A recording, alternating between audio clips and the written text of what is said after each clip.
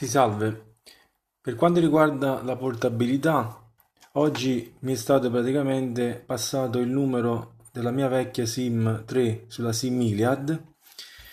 La SIM quindi è stata attivata il 1° giugno e ovviamente la portabilità parte dal momento in cui viene attivata la SIM, quindi escludendo sabato e domenica, che erano il 2 e il 3 giugno, ci ha messo quindi circa 1 o 2 giorni lavorativi. Il credito non mi è ancora stato passato, però è una cosa normale visto che quello viene fatto dopo che è avvenuta la portabilità. La portabilità ricordo che può essere fatta soltanto in fase di acquisto della SIM per ora. Quindi se avete attivato una SIM Iliad senza la portabilità, per ora non potete fare quindi il passaggio del vostro vecchio numero sulla nuova SIM. Per quanto riguarda poi le applicazioni, è uscita quindi praticamente una nuova applicazione che è quella della segreteria visiva. Praticamente all'interno si possono andare a visualizzare tutti i messaggi ricevuti in segreteria. Ricordiamo che la segreteria telefonica è un servizio incluso, quindi non è a pagamento. Qui abbiamo i messaggi ricevuti, poi abbiamo i messaggi archiviati, poi abbiamo l'account dove si entra nuovamente, vedete, nell'area personale Iliad, quindi la possiamo utilizzare comunque anche come area personale questa applicazione. Poi c'è il messaggio personalizzato, cioè praticamente una volta che la chiamata arriva in segreteria posso registrare un messaggio personalizzato per gli utenti che entrano nella mia segreteria e mi lasciano un messaggio. Poi c'è lo strumenti, qui praticamente si attiva o disattiva la segreteria visiva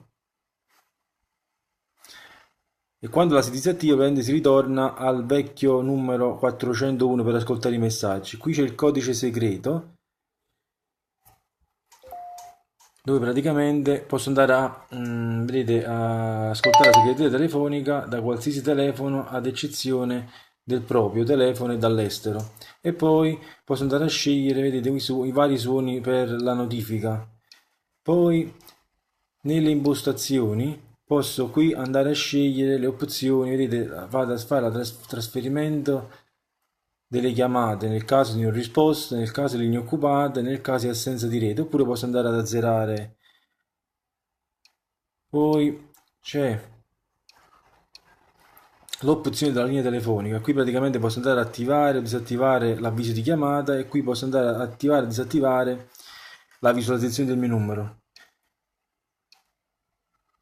E poi c'è l'ascolto e la gestione dei messaggi. Qui praticamente vedete posso andare ad utilizzare il sensore di proxy, cioè spegnere lo schermo durante l'ascolto tramite altoparlante interno, oppure posso utilizzare la modalità via voce, cioè l'ascolto viene trasferito sull'altoparlante interno se il telefono viene avvicinato all'orecchio. Puoi mettere praticamente un volume sonoro massimo durante la lettura, l'ascolto automatico, cioè la lettura non inizierà automaticamente quando il messaggio sarà aperto nella lista dei messaggi. Poi c'è l'attesa della segreteria telefonica, la lettura della segreteria telefonica comincerà 2 secondi dopo il click. Poi posso utilizzare praticamente la connessione Bluetooth e cancellare definitivamente i messaggi. E poi c'è l'ultimo passaggio delle impostazioni, questo qui, dove praticamente compare, si può andare a scegliere la lingua e così via. Per quanto riguarda un'altra delle applicazioni, quindi queste sono praticamente le uniche 3 applicazioni ufficiali. Questa qui è quella che ricaviamo da Google Chrome,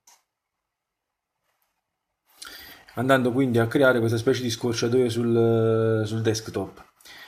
Ehm, per quanto riguarda poi il credito residuo, ho letto praticamente che nel caso in cui il mio credito è zero e scade la tariffa, ovviamente se non c'è credito residuo il telefono si blocca, cioè nel senso non potete chiamare, inviare messaggi e navigare, però potete ricevere i messaggi, potete chiamare.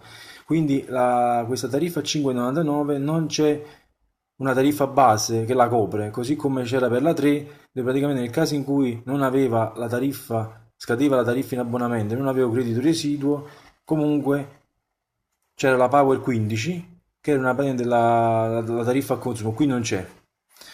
Queste sono praticamente le ultime novità. Nel caso di aggiornamenti farò un altro video. Alla prossima.